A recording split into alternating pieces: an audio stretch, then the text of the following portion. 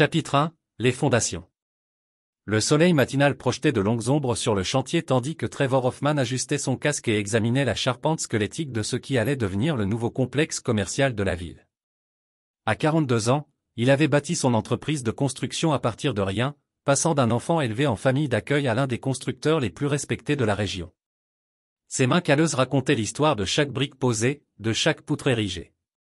Un autre patron matinal interpella Miguel, son contremaître, l'une des rares personnes en qui Trevor avait une confiance absolue. Miguel était à ses côtés depuis le début, alors que Trevor travaillait encore 16 heures par jour pour prouver sa valeur aux contrats pour lesquels les entreprises établies refusaient même de soumissionner. Les travaux de fondation n'attendent personne, répondit Trevor en consultant sa montre. 6 heures précises, comme tous les jours depuis 15 ans.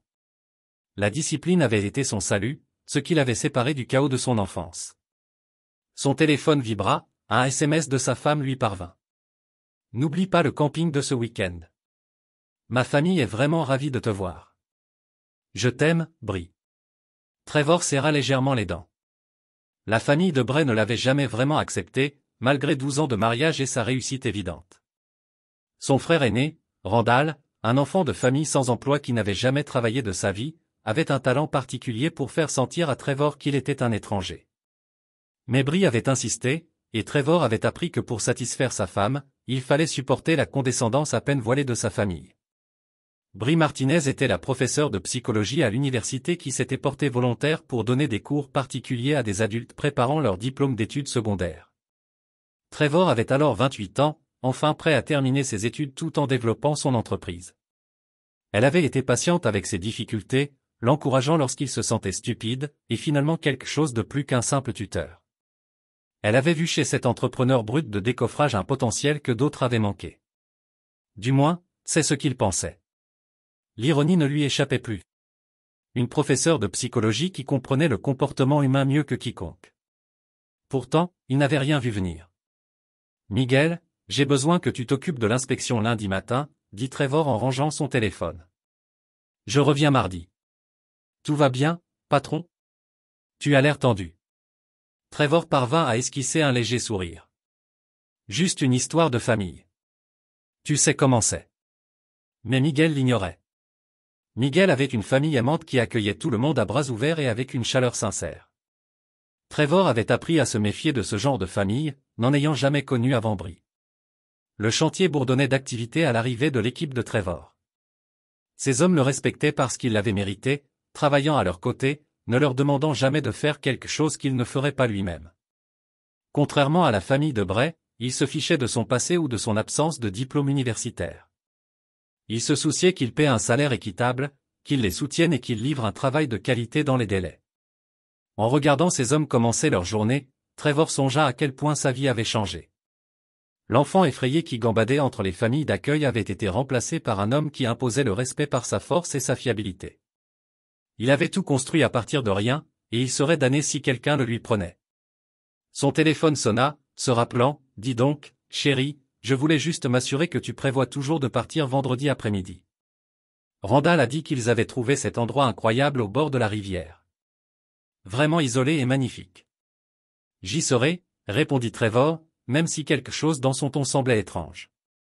Après 12 ans de mariage, il pouvait généralement lire chaque inflexion de sa voix. Super. Je suis tellement excité que nous passions ce moment ensemble en famille. Famille. Le mot qu'il avait autrefois rempli de chaleur portait maintenant une nuance qu'il n'arrivait pas à identifier. Trevor avait passé toute sa vie d'adulte à essayer de construire la famille qu'il n'avait jamais eu enfant. L'ironie aurait été amusante si elle n'était pas si amère. Après avoir raccroché, Trevor resta silencieux, regardant son équipe travailler. Ces hommes, cette entreprise, cette vie qu'il avait construite, tout cela était réel, tout gagné à la sueur de son front et à la détermination. Contrairement aux faux sourires et aux plaisanteries creuses qu'il attendait lors du camping familial, il ignorait que dimanche soir, toutes ses convictions concernant sa vie voleraient en éclats, et que l'homme qui s'était hissé de rien découvrirait jusqu'où il était prêt à se tromper pour se venger. Chapitre 2. L'épouse parfaite. Le docteur Brianna Martinez Hoffman était assise dans son bureau à l'université, notant ostensiblement des copies, mais regardant par la fenêtre la cour du campus. Les étudiants allaient d'un cours à l'autre avec l'insouciance de la jeunesse, inconscients de la complexité de la vie. Elle les enviait. Les murs de son bureau affichaient ses diplômes, un doctorat en psychologie clinique, diverses récompenses pour ses recherches sur les schémas comportementaux et les relations interpersonnelles, des photos encadrées avec des collègues lors de conférences. Pour quiconque la regardait, elle incarnait la réussite scolaire. Ce qu'on ne voyait pas, c'était l'inquiétude grandissante qui la rongeait depuis 2 ans. Un léger coup à la porte interrompit ses pensées. Entrez, docteur Martinez. J'ai le matériel de recherche que vous avez demandé. La voix était celle de Derek Voss, son assistant diplômé. À 28 ans, il était brillant, ambitieux, et tout ce que Trevor n'était pas sophistiqué, cultivé, issu d'une famille qui lui correspondait. Merci, Derek. Et s'il te plaît, appelle-moi Brie quand on est seul. Elle sourit de ce sourire qui lui était devenu plus naturel ces derniers temps. De la même façon qu'elle ne souriait plus à Trevor. Dorerick ferma la porte derrière lui et se rapprocha de son bureau. Je repensais à notre conversation d'hier au sujet de tes recherches sur les schémas de dissolution des relations. Brie se cala dans son fauteuil et l'observa. Dorerick travaillait avec elle depuis 8 mois maintenant et leur conversation était progressivement passée du purement académique à une dimension profondément personnelle. Le sujet que tu utilisais comme étude de cas. Le mari ouvrier qui avait épousé une personne au-dessus de sa classe sociale. Je pense qu'il y a peut-être d'autres angles à explorer. Le cœur de Bray s'emballa. Ils savaient tous les deux qu'ils ne parlaient plus vraiment de recherche. Quel genre d'angle? Dorerick s'assit au bord de son bureau, assez près pour qu'elle puisse sentir son eau de Cologne. L'impact psychologique sur les deux parties lorsque des incompatibilités fondamentales deviennent impossibles à ignorer. Quand quelqu'un réalise qu'il a dépassé sa situation, les mots flottaient entre eux. Pendant des mois, leur relation avait oscillé sur ce fil, utilisant un langage académique pour évoquer ce qu'ils désiraient tous les deux, mais n'osaient pas exprimer directement. Derek, commença-t-elle. Mais il posa doucement un doigt sur ses lèvres. Je sais que tu le ressens aussi, Brie. Ce lien qui nous unit, la façon dont tu t'illumines quand nous sommes ensemble, ce n'est pas quelque chose qu'on peut simuler ou forcer. Elle ferma les yeux, s'autorisant à ressentir l'attirance qu'elle combattait. Trevor avait été un bon mari à bien des égards. Fidèle, travailleur, subvenant à ses besoins, mais il n'avait jamais pu comprendre le monde dans lequel elle vivait, n'avait jamais pu interagir avec elle intellectuellement comme Dorerick. Leur conversation à la maison s'était limitée à des questions de logistique, d'emploi du temps et de facture, tandis que ses discussions avec Derek avaient fait naître quelque chose qu'elle avait oublié. Ce voyage en camping ce week-end, dit-elle doucement. C'est peut-être l'occasion idéale de faire le point sur certaines choses. Dorerick haussa un sourcil. Que veux-tu dire? Brie ouvrit son ordinateur portable et sortit une carte. Mon frère Randall avait trouvé cet endroit près de la rivière Clearwater. Très isolé, très reculé. Ma famille y sera, y compris Randall et ses jumeaux. Et Trevor. Trevor y sera aussi, bien sûr. Elle marqua une pause, croisant le regard de Dorerick, mais les accidents arrivent dans les endroits reculés. La rivière est particulièrement dangereuse à cette époque de l'année. Le ruissellement printanier rend le courant incroyablement fort. Dorerick se pencha plus près, la compréhension naissant dans ses yeux. C'est une belle opportunité de recherche. Randall n'a jamais aimé Trevor. Ses fils non plus. Ils ont 22 ans maintenant. Tous deux athlètes, tous deux irrités que leur oncle Trevor ne soit pas ce qu'ils considèrent comme un membre de la famille. Si quelque chose arrivait, il y aurait des témoins pour confirmer que c'était un accident, conclut Derek. Brie hocha la tête. Et puis, après une pause matinale appropriée, je serai libre de poursuivre de nouvelles recherches. Ils restèrent silencieux un moment, tous deux conscients d'avoir franchi la ligne entre la fantaisie et la planification. La professeure de psychologie de Brie reconnut la rationalisation qui s'opérait dans son esprit. Elle transformait le meurtre en libération, la trahison en développement personnel. Et l'assurance, demanda Dorerick doucement. Une police d'assurance de 2 millions de dollars. De plus, l'entreprise de Trevor vaut presque un autre million. Je serais à l'aise, Derek. Nous serions à l'aise. L'assistant diplômé, qui avait grandi dans l'Upper East Side de Manhattan, sentit son pouce accélérer. Il avait toujours été attiré par l'intelligence et la beauté de Brie, mais l'idée de combiner cela avec la sécurité financière rendait cette attirance irrésistible. Quand cet accident hypothétique se produirait-il, demanda-t-il. Samedi soir, probablement. Randall mentionna vouloir montrer à Trevor les meilleurs coins de pêche au bord de la rivière. Les garçons pourraient aider. Ils avaient hâte de passer du temps avec leur oncle. Le dernier mot était teinté de sarcasme. Dererick tendit la main et la prit. Et après, j'ai besoin de quelqu'un pour m'aider à traverser le deuil, quelqu'un qui me comprenne, qui puisse offrir le soutien dont une veuve a besoin. Ils savaient tous les deux qu'ils parlaient de meurtre, et non de recherche ou de scénarios hypothétiques. Mais les mots qu'ils avaient choisis donnaient une impression académique, intellectuelle, le genre de résolution de problèmes dans laquelle ils excellaient tous les deux.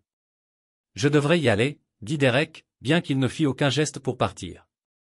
Mais Bree, je pense que tes recherches vont donner des résultats très intéressants. Après son départ, Bree resta seule avec ses pensées. Elle sortit son téléphone et envoya à Trevor un message affectueux sur le voyage en camping, avec un emoji cœur. La facilité avec laquelle elle pouvait passer d'un personnage à l'autre, épouse dévouée et planificatrice calculatrice, aurait dû la perturber. Au contraire, cela lui donnait un sentiment de puissance. Elle commença à dresser une liste mentale de toutes les façons dont elle exprimerait son chagrin le moment venu. Après tout, elle était experte en comportement humain. Jouer la veuve dévastée serait sa plus grande performance à ce jour.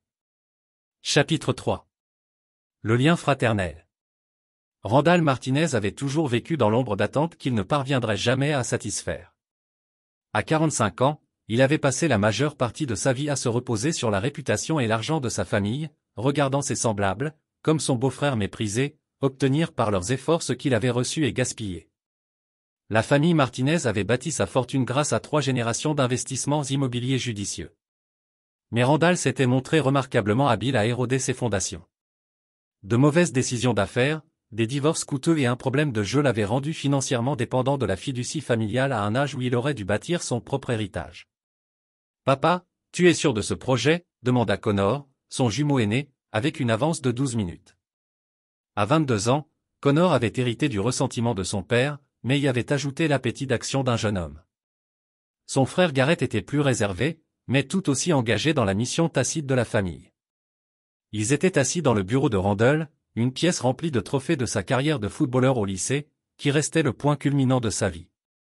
Des bouteilles de bière vide encombraient la table basse, et la lumière de l'après-midi, filtrant à travers des rideaux coûteux, éclairait 3 hommes unis par un échec commun et un ressentiment mutuel. « J'en suis absolument sûr, » répondit Randall en prenant une autre longue gorgée.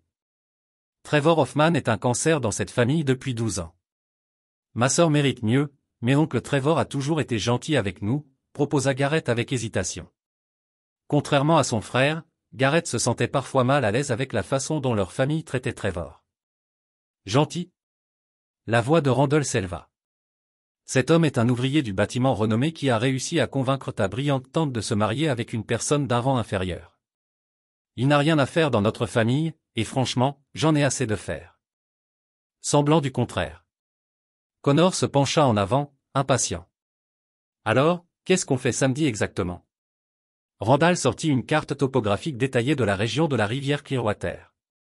Des croix rouges marquaient des endroits précis le long du cours d'eau. Je scrute cette zone depuis des semaines. Les rivières sont hautes et rapides depuis la fonte printanière. La température de l'eau est d'environ 7 degrés Celsius. Le courant atteint près de 13 km/h dans cette section. Il désigna un coude de la rivière où l'eau se rétrécit entre des affleurements rocheux. C'est ici que nous allons pêcher. C'est isolé. Aucun autre campeur ou randonneur ne passe par ici. L'accès routier le plus proche est à 5 km en aval. Et puis Connor demanda, bien qu'ils connaissent tous la réponse. Puis Trevor eut un malheureux accident. Peut-être qu'il glisse sur les rochers mouillés en essayant d'aider. Peut-être qu'il s'approche trop du bord. Ces choses arrivent dans les régions reculées. C'est pourquoi elles sont dangereuses. Garrett changea de direction. Mal à l'aise? Papa, on parle de protéger cette famille. Randall l'interrompit. Ta tante m'a appelé hier en pleurant, me disant à quel point elle se sentait piégée, qu'elle avait commis une erreur en épousant quelqu'un d'aussi inférieur à son rang. Elle mérite une chance d'être heureuse avec quelqu'un de convenable. C'était un mensonge. Bien sûr, Bree n'avait rien dit de tel à Randall, mais il s'était convaincu que retirer Trevor serait un acte de loyauté familiale, pas un meurtre. Dans son esprit, il était le héros de cette histoire. Et le corps, demanda Connor avec le détachement désinvolte de quelqu'un qui a joué à trop de jeux vidéo violents. L'eau claire se déverse dans le bassin du fleuve Columbia. Si quelqu'un sombre dans ce courant, vêtu d'un équipement de camping lourd, il pourrait ne pas remonter à la surface avant plusieurs jours. Il pourrait se retrouver à des kilomètres en aval, voire jamais. Randall avait passé beaucoup de temps à étudier les statistiques de noyade et les taux de guérison. Son plan n'était pas le fruit d'une colère soudaine, mais d'une planification minutieuse et méthodique qui avait pris des semaines à élaborer. De plus, poursuivit-il, nous serons tous témoins que c'était un accident. La famille sera témoin. Qui va remettre en question notre récit? Les jumeaux échangèrent un regard. Connor était visiblement excité à l'idée de faire enfin ses preuves auprès de son père. Garrett restait hésitant, mais trop faible pour s'opposer à son père et à son frère. Et après? Demanda Garrett. Après, nous sommes en deuil, les membres de la famille qui ont tout fait pour sauver le pauvre Trevor. Ce sont eux qui réconforteront Bree dans sa perte et l'aideront à reconstruire sa vie. Le téléphone de Randall vibra, un SMS de Derek lui parvint. Tout était prévu pour samedi soir. Le sujet sera en position optimale. Le message était volontairement vague, mais Randall comprit. Dorerick rapportait l'emploi du temps et les habitudes de Trevor depuis des semaines, s'assurant que leur plan se déroulerait sans accroc. Avoir une source interne avait rendu l'opération plus professionnelle, plus sûre de son succès. « Qui est-ce » demanda Connor. « Je confirme juste quelques détails », répondit Randall en rangeant le téléphone. « Messieurs, dimanche matin, notre famille sera enfin libérée de Trevor Hoffman, et Bree sera libre de trouver quelqu'un qui lui soit digne. » Ce qu'aucun d'eux ne réalisait, c'est que Trevor Hoffman n'avait pas survécu à son enfance brutale et n'avait pas bâti une entreprise prospère par naïveté ou manque de préparation. L'homme qu'il projetait de tuer avait appris depuis longtemps à repérer les signes de trahison, et il remarquait des changements dans le comportement de sa femme depuis des semaines. Plus important encore, ils ignoraient que Trevor avait installé un logiciel de suivi sur le téléphone de Bree des mois plus tôt après avoir remarqué son comportement secret. Il avait lu chaque texto, écouté chaque appel, et avait passé les 2 dernières semaines à planifier sa propre réponse à leur plan parfait. Les chasseurs étaient sur le point de découvrir qu'ils avaient choisi la mauvaise proie. Chapitre 4. Le piège est tendu. Trevor se tenait au bord de la rivière Clearwater, regardant l'eau sombre couler avec une puissance trompeuse. Le camping choisi par Randall était bel et bien isolé, exactement comme le décrivaient les SMS que Trevor interceptait sur le téléphone de sa femme depuis un mois. Magnifique endroit, n'est-ce pas?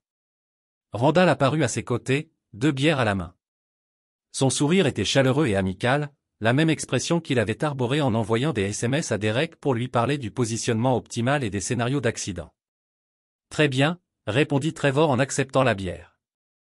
Vos fils semblent impatients de pêcher demain. Ils avaient hâte de passer du temps avec leur oncle.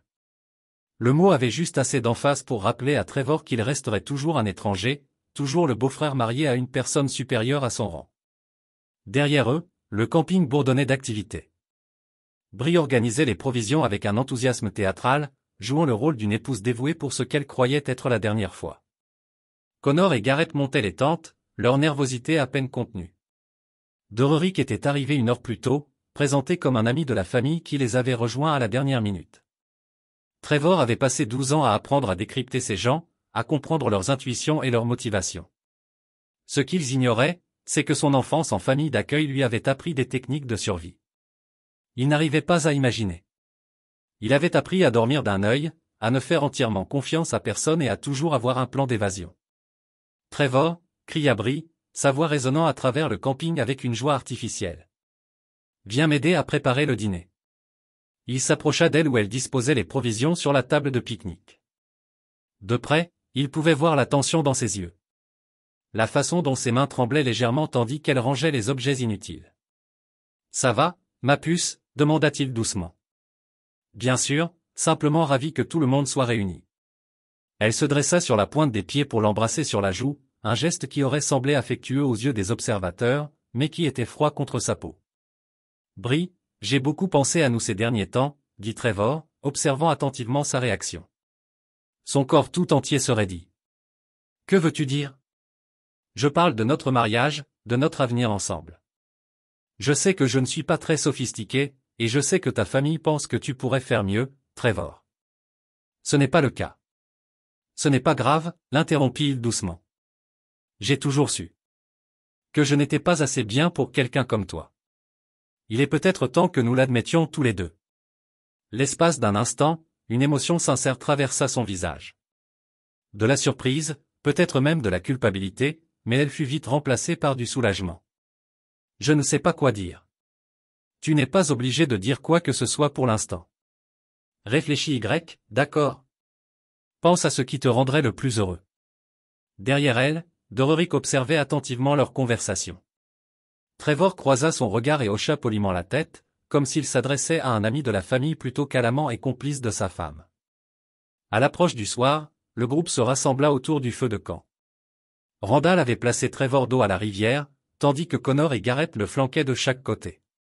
Dororik était assis près de Bree, leurs corps alignés l'un vers l'autre, d'une manière qui aurait été évidente pour quiconque aurait pris la peine de regarder. « Tu sais quoi, Trevor » dit Randall, sa voix portant par-dessus le crépitement des flammes. « Je te dois des excuses. » Pourquoi ? Pour ne pas t'avoir plus apprécié au fil des ans. Tu as été bon avec ma sœur, et je ne l'ai pas toujours reconnu. Les mots étaient soigneusement choisis, conçus pour sonner juste plus tard lorsqu'ils seraient répétés aux enquêteurs. Trevor hocha gracieusement la tête, jouant le rôle qu'on attendait de lui. J'apprécie ça, Randall. La famille est importante pour moi. Elle l'a toujours été. Eh bien, demain, nous veillerons à ce que tu profites pleinement de la vie en famille, ajouta Connor avec une excitation à peine dissimulée. Papa avait trouvé des coins de pêche incroyables le long de la rivière. Des coins dangereux, cependant, ajouta Garrett nerveusement. L'eau est vraiment haute et rapide cette année. Ne t'inquiète pas, rit Randall. On veillera à la sécurité de tous. On ne peut pas avoir d'accident, n'est-ce pas? Le mot « accident » flottait dans l'air comme un défi. Trevor croisa le regard de Randall par-dessus le feu et sourit. Non, on ne peut certainement pas avoir d'accident. La soirée avançant, Trevor s'excusa pour aller vérifier leur tente. À l'intérieur, il passa un coup de fil rapide sur un téléphone satellite qu'il avait apporté spécialement pour ce voyage. « Miguel, c'est moi. Tout est en place pour demain. Tu es sûr, patron? C'est du sérieux. Je suis sûr que ces gens pensent qu'ils chassent un mouton, Miguel. Ils n'ont aucune idée de ce à quoi ils ont affaire. Le traceur GPS fonctionne. » Trevor toucha parfaitement le petit appareil accroché à sa ceinture. « Tu sauras exactement où je suis à tout moment. Et si quelque chose tourne mal, ça ne se produira pas, mais si ça arrive, tu sais quoi faire. » Après avoir raccroché, Trevor s'assit dans l'obscurité, écoutant le bruit de la rivière et les voix étouffées autour du feu de camp. Demain, Bree et ses complices passeraient à l'action, confiants dans leur plan et leur capacité de l'exécuter parfaitement. Il n'avait aucun moyen de savoir que Trevor préparait sa riposte depuis des semaines, ni que l'homme qu'il comptait tuer les avait déjà plusieurs longueurs d'avance. Plus important encore, il ne comprenait pas que la différence entre eux et Trevor ne résidait pas seulement dans la classe sociale ou l'éducation. C'était que Trevor avait passé sa vie entière à lutter pour survivre, tandis qu'eux avaient passé la leur à croire qu'ils méritaient de gagner. Le lendemain soir, ils apprendraient la différence entre ces deux visions du monde, et la leçon serait définitive. Chapitre 5. Au bord de la rivière. L'air matinal était vif tandis que Randall guidait le groupe le long de l'étroit sentier vers le lieu de pêche qu'il avait choisi. Trevor marchait légèrement en avant, apparemment détendu et confiant, tandis que Connor et Garrett suivaient, leur excitation à peine contenue. Bree était resté au campement avec Derek, prétextant un mal de tête, mais se positionnant en réalité pour établir un alibi. Juste après ce virage, Randall s'écria joyeusement, « La pêche est incroyable par ici. » Ils émergèrent sur un affleurement rocheux où la rivière se rétrécissait et prenait de la vitesse. L'eau était sombre et rapide, charriant des débris provenant du ruissellement printanier. Le bruit était plus fort ici, rendant la conversation difficile, parfait pour masquer les bruits de lutte. « Waouh, c'est incroyable !» dit Trevor en s'approchant du bord pour mieux voir. Sa position était exactement celle qu'ils espéraient. De retour au groupe, concentré sur l'eau en contrebas. Randall croisa le regard de son fils et hocha légèrement la tête. Ça y était. Oncle Trevor, cria Connor. Viens voir ce matériel de pêche que papa a apporté.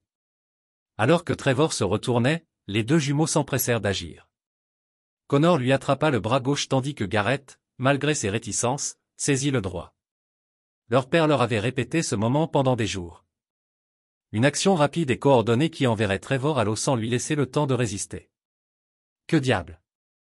Trevor sursauta, mais Randall était déjà en mouvement, ajoutant son poids pour pousser son beau-frère vers le bord. L'espace d'un instant, leur plan sembla fonctionner à merveille. Trevor lutta contre leur emprise, ses pieds cherchant désespérément prise sur les rochers mouillés. Mais soudain, quelque chose d'inattendu se produisit. Au lieu de paniquer, Trevor sembla se détendre. Assurez-vous qu'il se noie. La voix de Bray résonna depuis l'amont, où elle se plaça pour observer à distance. Ces paroles visaient à s'assurer que les jumeaux suivraient pleinement la situation, mais elles serviraient aussi de preuve de son implication si quelqu'un les avait écoutés. Les trois hommes forcèrent Trevor par-dessus bord, le regardant heurter l'eau rapide avec un plouf aussitôt englouti par le rugissement de la rivière. Pendant plusieurs secondes, ils le virent lutter contre le courant, sa tête apparaissant et disparaissant au gré du courant. Puis il sombra et ne remonta plus. « Mon Dieu » murmura Garrett. La réalité de ce qu'ils avaient fait le frappa soudainement. « Reste calme » ordonna Randall, bien que ses mains tremblaient. « N'oubliez pas, il a glissé pendant qu'on pêchait. On a essayé de le sauver, mais le courant était trop fort. » Ils observèrent l'eau pendant encore 10 minutes, mais aucun signe de Trevor. La rivière l'avait emporté exactement comme il l'avait prévu. « On devrait appeler à l'aide » dit Connor, visiblement satisfait du bon déroulement de la situation. « Pas encore » répondit Randall. « Il faut d'abord rentrer au camp. S'assurer que notre version des faits soit exacte. » Ce qu'aucun d'eux ne vit, c'était la tête de Trevor émergeant à la surface à 180 mètres en aval, dans un virage qui le bloqua à leur vue. Il avait utilisé le courant de la rivière et ses connaissances en survie aquatique. Des compétences acquises lors d'un bref passage dans une équipe de secours alors qu'il avait une vingtaine d'années pour simuler sa noyade tout en nageant vers un endroit sûr. Le traceur GPS que Miguel surveillait indiquait clairement sa position, et des fournitures d'urgence étaient déjà positionnées à des points prédéterminés le long de la berge. Trevor se hissa sur un banc de sable caché et activa immédiatement une balise de détresse étanche. À des kilomètres de là, Miguel reçut le signal et commença à mettre en œuvre la deuxième phase de leur plan. De retour au campement, Brie faisait les 100 pas nerveusement lorsque Randall et les jumeaux revinrent. Dorerick était assis à proximité, faisant semblant d'être un ami de la famille inquiet. « Eh bien » demanda Brie à voix basse. « C'est fait » répondit Randall. La rivière l'emporta. Il faudra des heures avant que quelqu'un ne puisse les retrouver. Il fut interrompu par le bruit des sirènes qui approchaient. Plusieurs véhicules remontaient la route d'accès à toute vitesse. « C'est quoi ce bordel » demanda Connor en se retournant vers le bruit. En quelques minutes, leur campement fut encerclé par les adjoints du shérif, la police d'État et les équipes de recherche et de sauvetage. L'inspectrice principale, une femme au teint allée nommée Capitaine Morrison, s'approcha du groupe, l'air sombre. « Je cherche Randall Martinez et sa famille » annonça-t-elle. « C'est nous » répondit Randall, s'efforçant de paraître confus plutôt que terrifié. « Y a-t-il un problème ? Nous avons reçu un signal de balise de détresse de cette zone il y a environ 1 heure. Quelqu'un demandait des secours immédiats depuis la rivière Clearwater. Bray est devenue blanche. Balise de détresse, mais Trevor n'en a pas. Elle s'est rattrapée, mais pas assez vite. « Madame, qui est Trevor » demanda le capitaine Morrison en sortant un bloc-notes. « Mon mari. Il est allé pêcher avec mon frère ce matin. »« Et où est votre mari maintenant ?» Le silence s'éternisa, inconfortable, tandis que le groupe réalisait que leur histoire s'effondrait avant même qu'ils aient eu le temps de la raconter. « Il y a eu un accident » finit par dire Randall. Trevor a glissé sur les rochers au bord de la rivière. Nous avons essayé de l'aider, mais le courant. À quelle heure cet accident s'est-il produit? Il y a environ 1 heure, peut-être moins. Le capitaine Morrison échangea un regard avec son équipe. C'est intéressant, car la balise de détresse que nous avons reçue a été activée il y a exactement 63 minutes, à environ 3 km en aval de l'endroit où, selon vous, votre beau-frère est tombé. Les implications de cette information les ont frappés comme un éclair. Coup dur. Si Trevor avait activé une balise de détresse en aval, cela signifiait qu'il était vivant. Pire encore, cela signifiait qu'il avait prévu cette situation.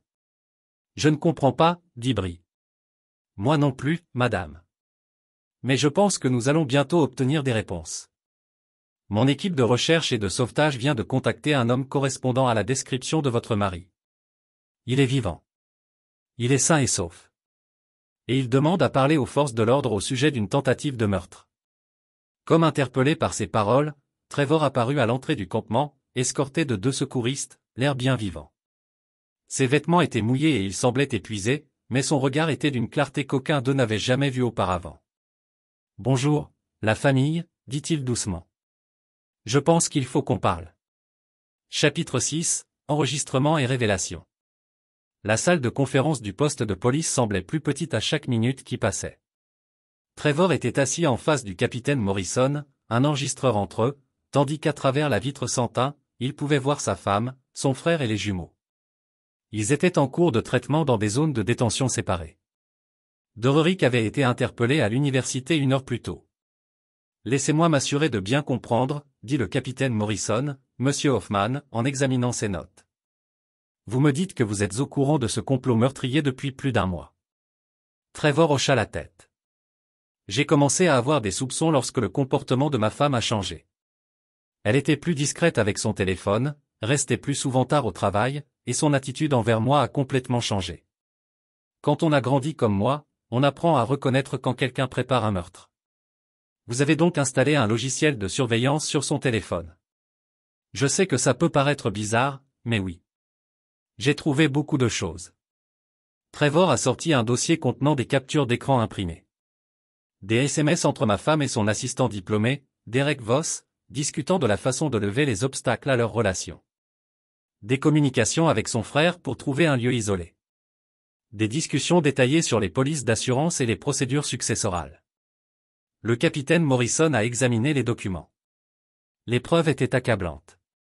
Un complot clair en vue de commettre un meurtre avec de multiples participants et une planification détaillée. « Pourquoi ne l'avez-vous pas fait ?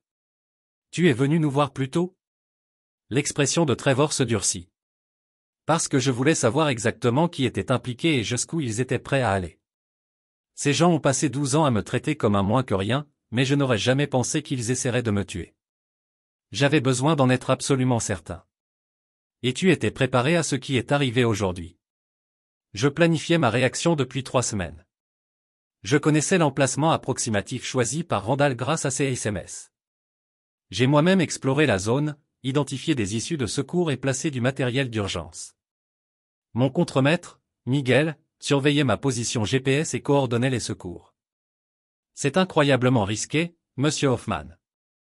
Tu aurais pu être tué, peut-être. Mais si j'étais allé voir la police avec juste des SMS et des soupçons, que se serait-il passé? Ils auraient tout nié, prétendant que ce n'était que des discussions hypothétiques ou des plaisanteries. Comme ça, je les tiens pour acquis pour tentative de meurtre. À travers la vitre, Trevor pouvait voir Bree assise dans une salle d'interrogatoire, son air calme de professeur de psychologie se brisant à mesure que la réalité de sa situation devenait évidente. Derek était dans une autre pièce jeune et terrifié alors qu'il faisait face aux conséquences que ses théories académiques deviennent une action criminelle. « Il y a autre chose, » a poursuivi Trevor, sortant un petit dispositif d'enregistrement. « Je porte un fil depuis la semaine dernière, y compris aujourd'hui. J'ai la voix de Bray clairement en disant, assurez-vous qu'il se noie. Pendant que son frère et ses neveux me jetaient dans la rivière, les sourcils du capitaine Morrison se levaient. Vous avez enregistré votre propre tentative de meurtre. Chaque mot, y compris les conversations de planification que j'ai capturées au camping hier soir. » Le détective a branché l'appareil sur son ordinateur et a repris les enregistrements. La voix de Bray est clairement passée. La police d'assurance est de 2 millions de dollars. De plus, les activités de Trevor valent près d'1 autre million. Je serais à l'aise, Derek. Nous serions à l'aise. Puis la voix de Randall. Trevor a un malheureux accident. Peut-être qu'il glisse sur les rochers humides. Ces choses se produisent dans les zones éloignées. Et enfin, le moment à la rivière. Assurez-vous qu'il se noie. Il s'agit d'une preuve complète de la complot de meurtre prémédité. Le capitaine Morrison a déclaré avec plusieurs participants et une intention claire. Il y a plus, dit Trevor sombrement. Je veux te montrer autre chose. Il a sorti son ordinateur portable et a ouvert une série de documents financiers. Pendant que j'enquêtais sur leur intrigue, j'ai creusé un peu dans les antécédents de Derek Voss. Ce n'est pas seulement un étudiant diplômé innocent qui est tombé amoureux de ma femme. L'écran a montré des dossiers bancaires, des rapports de crédit et des documents juridiques. Derek dirige un schéma de vol d'identité sophistiqué depuis plus de 2 ans. Il a utilisé son poste à l'université pour accéder aux informations financières des étudiants, puis a créé de fausses identités pour contracter des prêts et des cartes de crédit. Il a jusqu'à présent volé plus de 300 000 $. Le capitaine Morrison se pencha en avant, étudiant les preuves. Comment avez-vous obtenu ces dossiers financiers? Disons simplement que j'ai des amis dans l'industrie de la construction qui connaissent des personnes dans divers services professionnels. Lorsque vous construisez la moitié des bâtiments d'une ville, vous développez un réseau. Le détective a hoché la tête, comprenant que l'enquête de Trevor avait été plus approfondie que la plupart des travaux de police. Donc, Derek n'était pas seulement après votre femme. Il était après la sécurité financière pour couvrir ses crimes existants. Exactement. Et je pense que lorsque vous creusez plus profondément, vous constaterez que la situation financière de Randall est encore pire qu'il ne l'a laissé.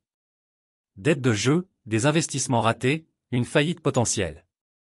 Ma mort aurait été pratique pour toutes de différentes manières. À travers le verre, il pouvait voir une agitation dans l'une des zones de détention. Connor se disputait avec un député. Son sang-froid se brisait enfin comme la réalité des tentatives d'accusation de meurtre s'installe. Que se passe-t-il maintenant? Demanda Trevor. Maintenant, nous les traitons sur le complot pour commettre un meurtre, tentative de meurtre, et nous ajouterons les accusations de délit financier pour Derek Voss. Sur la base des preuves que vous avez fournies, nous examinons des peines de vie potentielles pour les principaux conspirateurs. Trevor s'est assis dans sa chaise, ressentant un mélange de satisfaction et de vide. Pendant des mois, il avait connu son mariage, mais il ne s'imaginait jamais pour finir avec sa femme pour essayer de le tuer. Passer avec ça? Pourquoi ne pas simplement la divorcer et passer à autre chose? Les yeux de Trevor se durcissent avec une froideur qui rendait le détective expérimenté mal à l'aise parce que ces gens pensaient pouvoir me tuer et s'en tirer. Ils pensaient que j'étais faible, stupide, quelqu'un dont ils pouvaient éliminer sans conséquence. Je voulais qu'ils sachent exactement avec qui ils avaient affaire. Et maintenant ils le font. Maintenant ils le font. Et ils auront le reste de leur vie en prison pour réfléchir à leur erreur. Comme pour souligner son point, la voix de Bray pourrait être entendue à travers le verre, criant à son interrogateur. Vous ne comprenez pas. Il me retenait. Je méritais mieux que certains travailleurs de la construction. Trevor a écouté les paroles de sa femme sans émotion. Après 12 ans de mariage, elle lui montrait enfin qui elle était vraiment. Et il était sur le point de lui montrer les conséquences de la sous-estimation de Trevor Hoffman. Chapitre 7. Le réseau Titan. 3 jours après les arrestations, Trevor se tenait dans son bureau surplombant le chantier de construction qui avait été le travail de sa vie. Mais aujourd'hui, au lieu de regarder son équipage, il rencontrait un autre type de professionnel, Marcus Webb, un enquêteur privé spécialisé dans les délits financiers. Votre instinct était correct, a déclaré Marcus, répartissant des documents sur le bureau de Trevor. Le schéma de vol d'identité d'Derek Voss va beaucoup plus loin que ce que vous avez initialement trouvé. Trevor a étudié les nouvelles preuves. Relevé bancaire, faux numéro de sécurité sociale, transcription modifiée. Dorerick avait organisé une opération sophistiquée qui s'étendait au-delà du simple vol des étudiants. Il a également ciblé des professeurs. Marcus a poursuivi, en utilisant son accès aux systèmes universitaires pour créer de fausses identités basées sur des informations personnelles des professeurs. Nous recherchons plus de 750 000 $ de vol total. Et Randall Marcus a sorti un autre dossier. Randall Martinez est essentiellement en faillite. Il doit 400 000 $ à divers casinos. Sa maison est en forclusion et il a emprunté contre le Family Trust Fund. La partie intéressante est le timing.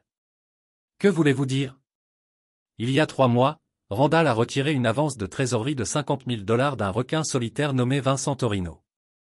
Individu très méchant avec des liens avec le crime organisé. Le paiement était dû la semaine prochaine. Trevor se pencha en arrière sur sa chaise. Donc, me tuer, ce n'était pas seulement la libération de ma femme pour être avec Derek. Il s'agissait d'avoir accès à son héritage pour rembourser ses dettes de jeu exactement. Et il y a plus. Marcus a sorti des photos de surveillance. Derek Voss a également été en contact avec Vincent Torino. Nous pensons que Derek prévoyait d'utiliser sa part de l'héritage de votre femme pour étendre son opération de vol d'identité, peut-être avec le soutien de Torino. La portée du complot devenait plus claire.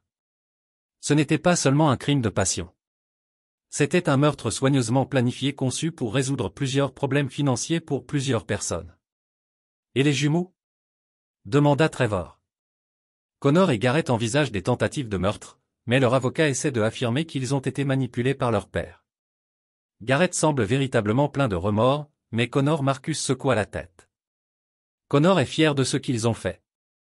Ils se vantent des autres détenus pour prendre soin des entreprises familiales. Trevor a ressenti une satisfaction froide. Bon. Laissez-le se vanter.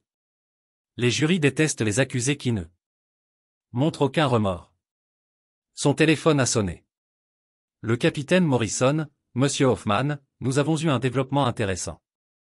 Derek Voss veut conclure un accord. Quel genre d'accord? Il propose de témoigner contre votre femme et son frère en échange d'une condamnation réduite sur les accusations de complot de meurtre. Dit qu'il a des informations sur d'autres crimes qu'il prévoyait. Trevor le considérait. Derek se retournant sur ses co-conspirateurs pourrait renforcer le cas de l'accusation, mais cela signifiait également que l'homme qui avait couché avec sa femme pourrait éviter les conséquences complètes de ses actions. Que propose-t-il de révéler? Apparemment, votre meurtre n'était que la première étape.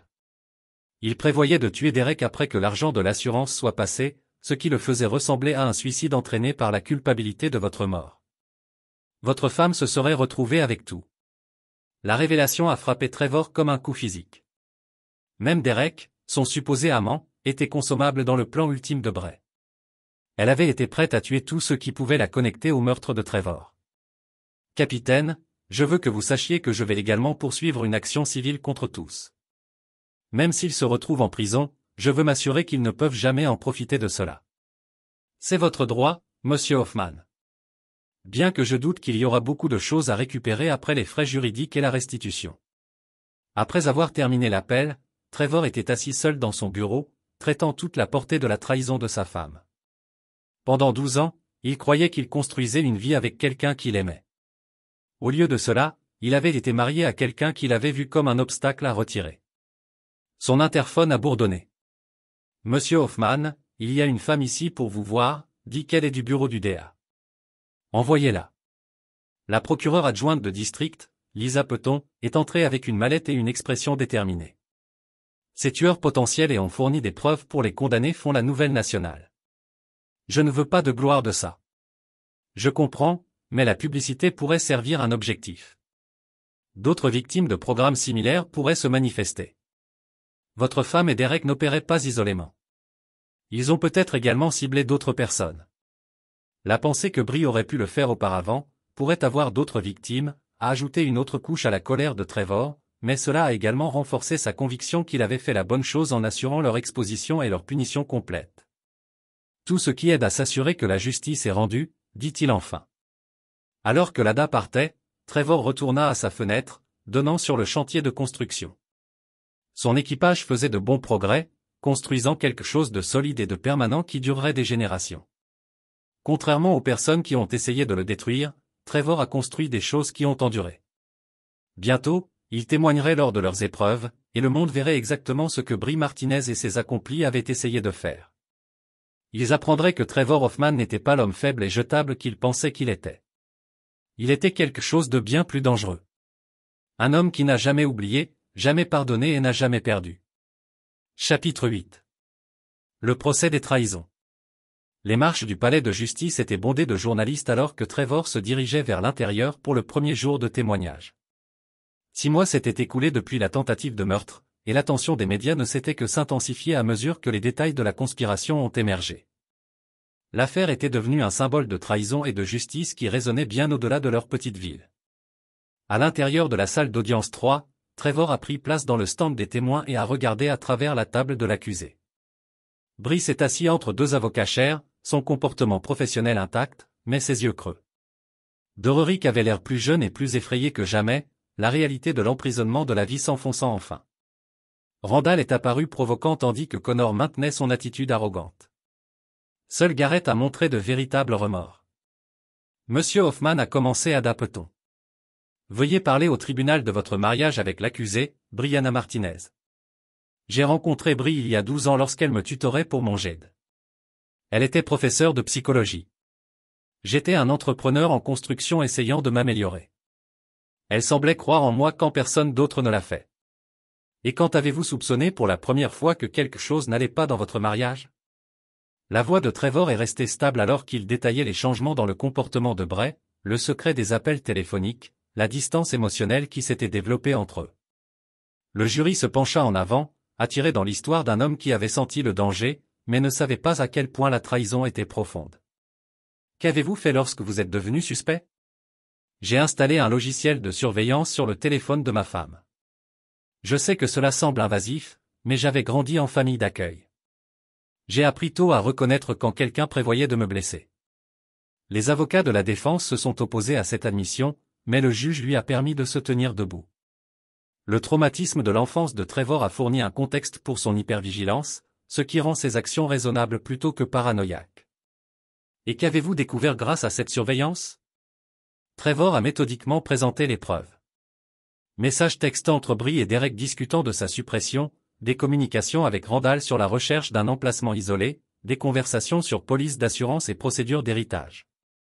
Chaque révélation a attiré des halètements audibles de la galerie. Lorsque Pemberton a joué l'enregistrement de Brie en disant « Assurez-vous qu'il se noie », plusieurs jurés ont visiblement reculé. La femme qu'ils avaient vue entrer dans la salle d'audience en tant que professeur respecté, a été révélée comme quelqu'un capable de commander le meurtre de son mari avec une cruauté décontractée. Monsieur Hoffman, pourquoi n'avez-vous pas simplement affronté votre femme ou ne cherche pas de divorce lorsque vous avez découvert sa liaison? Parce que j'ai réalisé que ce n'était pas seulement une affaire. Ils prévoyaient de me tuer. Si je les confrontais, ils auraient pu changer leur méthode ou accélérer leur calendrier. J'avais besoin de preuves qui les éloigneraient pour toujours. Donc, vous avez permis à la tentative de votre vie de continuer. Je me suis préparé. Le contre-interrogatoire par le procureur de la défense Brise était brutal, mais inefficace. L'avocat a tenté de dépeindre Trevor comme un mari contrôlant qui avait conduit sa femme au désespoir, mais les preuves étaient trop écrasantes. Les enregistrements, les documents financiers, la planification élaborée, tout cela a peint un tableau de la préméditation à sang-froid. N'est-ce pas vrai, monsieur Hoffman, que vous vous êtes marié au-dessus de votre classe sociale et que vous en vouliez toujours à l'éducation supérieure de votre femme et aux antécédents familiaux? La réponse de Trevor a été mesurée et dévastatrice. J'ai épousé quelqu'un que je pensais que je m'aimais malgré nos différences. Ce que j'ai découvert, c'est qu'elle m'a vu comme un obstacle pour être enlevé, pas comme un mari pour être chéri. Le ressentiment n'était pas le mien, c'était le sien. Le témoignage de Derrick donné dans le cadre de son accord de plaidoyer n'a fait qu'empirer les choses pour les autres défendeurs. Il a détaillé comment Brie avait initié leur relation, comment elle avait proposé le meurtre de Trevor et comment le plan avait évolué pour inclure le tuer Derek lui-même après la sécurisation de l'argent de l'assurance. Elle m'a dit que Trevor la retenait de son potentiel. Derrick a témoigné, sa voix à peine audible. Elle a dit qu'il était en dessous de son intellectuellement et socialement, et que le retirer serait comme couper le poids mort. Le calme de Bray a finalement craqué à ces mots. Elle a commencé à pleurer, mais les larmes ressemblaient plus à la colère et à l'apitoiement sur soi que de véritables remords. La défense de Randall a été tout aussi infructueuse. Son avocat a tenté de faire valoir qu'il avait été manipulé par sa sœur, mais les preuves ont montré qu'il avait été profondément impliqué dans la planification du meurtre depuis le début. Pire, la révélation de ses dettes de jeu en relation avec Vincent Torino a clairement indiqué qu'il avait ses propres motivations financières. Votre honneur, dit finalement Randall, debout sans la permission de son avocat. Je veux faire une déclaration. Monsieur Martinez, je conseille fermement, a commencé son avocat. Non, j'ai besoin de dire ça. Randall se tourna directement vers Trevor directement. Je vous ai sous-estimé. Nous l'avons tous fait. Nous avons vu ce que nous voulions voir. Un gars blue-collar qui a eu de la chance de se marier dans notre famille. Nous n'avons jamais vu l'homme qui avait survécu à la famille d'accueil, avons construit une entreprise prospère et était assez intelligent pour retourner notre propre plan contre nous. La salle d'audience était silencieuse. Alors que Randall le continuait, vous voulez connaître la vérité? Nous méritons ce qui nous est arrivé. Nous avions prévu d'assassiner un homme innocent pour de l'argent, et nous avons obtenu exactement ce que nous avions voulu. Son avocat avait l'air horrifié par cette admission de culpabilité, mais Randall semblait presque soulagé de dire enfin la vérité. Connor, cependant, est resté provoquant. Lorsqu'il est appelé à témoigner pour sa propre défense, il n'a montré aucun remords. L'oncle Trevor n'a jamais appartenu à notre famille. Tout ce que nous avons fait était d'essayer de réparer une erreur qui n'aurait jamais dû se produire. La réaction du jury au témoignage de Connor a été immédiate et négative. Voici un jeune homme qui ne ressentait aucune honte à propos de la tentative de meurtre, qui considérait Trevor comme moins que les humains simplement à cause de ses antécédents. Le témoignage de Garrett était différent, en larmes et authentique. Il a exprimé des remords profonds pour ses actions. Je savais que c'était mal, mais j'avais peur de résister à mon père et à mon frère. Ce n'est pas une excuse. J'aurais dû être plus fort. J'aurais dû avertir Monsieur Hoffman au lieu de les aider à essayer de le tuer. Les arguments de clôture ont duré 2 jours. Les avocats de la défense ont essayé diverses stratégies. La folie temporaire, la pression familiale, les crimes de passion, mais rien ne pouvait surmonter le poids de la preuve que Trevor avait fournie. La fermeture d'Ada Peton était dévastatrice. Les défendeurs n'avaient pas simplement l'intention de commettre un meurtre. Ils prévoyaient d'en profiter. Ils ont vu Trevor Hoffman non pas comme un être humain avec les droits et la dignité, mais comme un obstacle à leurs objectifs financiers. Ils l'ont jeté dans une rivière déchaînée et se sont dit de s'assurer qu'il se noie. Seule l'intelligence, la préparation et la pure volonté de Trevor pour survivre les ont empêchés de réussir. Les verdicts sont revenus après seulement 4 heures de délibération. Coupables sur tous les chefs d'accusation pour Bree, Derek, Randall et Connor. Garrett a été reconnu coupable de tentative de meurtre, mais avec une recommandation de clémence en raison de sa coopération et de sa remords. Alors que les phrases étaient lues, Life without Litrol pour Bree et Derek, 25 à vie pour Randall, 20 ans pour Connor et 15 ans pour Garrett. Trevor n'a ressenti aucune satisfaction. Seul un sombre sentiment de justice a servi. La femme qu'il aimait pendant 12 ans passerait le reste de sa vie en prison.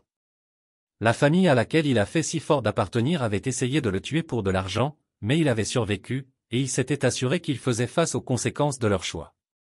Alors qu'il quittait le palais de justice, les journalistes ont crié des questions, mais Trevor les a dépassées sans commentaire. Il n'avait plus rien à dire à quiconque à propos de ce chapitre de sa vie. Il était temps d'avancer et de construire quelque chose de nouveau. Chapitre 9. Bâtiment des cendres. 2 ans après le procès, Trevor se tenait dans la salle de conférence de son entreprise élargie, maintenant appelée Hoffman et Associates Construction. L'entreprise s'était considérablement développée, en partie à cause de la publicité de l'affaire, mais surtout parce que Trevor avait canalisé sa colère et son énergie pour construire quelque chose de plus grand et de meilleur qu'auparavant. Le projet Morrison Community Center est en avance sur le calendrier et sous le budget, a rapporté Sarah Kim, son nouveau partenaire commercial, et l'architecte qui l'a aidé à concevoir l'expansion de l'entreprise. Le conseil municipal est tellement heureux qu'il souhaite discuter de 3 autres projets. Trevor a hoché la tête, examinant les rapports financiers répartis sur la table. Son entreprise était désormais évaluée à plus de 5 millions de dollars et il employait 47 personnes. Il s'est avéré que le succès était la meilleure vengeance. Qu'en est-il du fonds de bourse? Il a demandé. La fondation Trevor Hoffman pour les enfants d'accueil a doté ses 5 premières bourses cette année, a poursuivi Sarah. Des promenades complètes dans des écoles professionnelles pour les enfants vieillissants du système. Cela était devenu la véritable passion de Trevor, aidant les enfants comme lui, qui n'avaient pas de soutien familial, mais possédaient la détermination à construire une vie meilleure. La fondation a utilisé une partie de ses bénéfices commerciaux pour fournir non seulement des bourses, mais un mentorat, un placement et un soutien continu. Son téléphone bourdonnait d'un texte de Miguel, qui était maintenant son directeur général. « Boss, vous devez voir les nouvelles. Bree Martinez est décédée en prison hier. » Trevor regarda le message pendant un long moment. Il ne ressentait rien. Pas de satisfaction, pas de tristesse, pas de sentiment de fermeture. Bree avait fait ses choix, et elle avait vécu et est morte avec les conséquences. Un coup à sa porte a interrompu ses pensées. Entra le capitaine Morrison, l'air plus âgé, mais toujours tranchant. Trevor, j'espère que cela ne vous dérange pas que je m'arrête à l'improviste. Bien sûr que non. Que puis-je faire pour toi? Je voulais te le dire en personne. Vincent Torino a été retrouvé mort dans sa cellule ce matin. Suicide apparent. Bien qu'il y ait des questions à ce sujet, Trevor a haussé un sourcil. Torino avait été reconnu coupable d'avoir dirigé l'opération de requin solitaire qui avait fait pression sur Randall Martinez dans des mesures désespérées.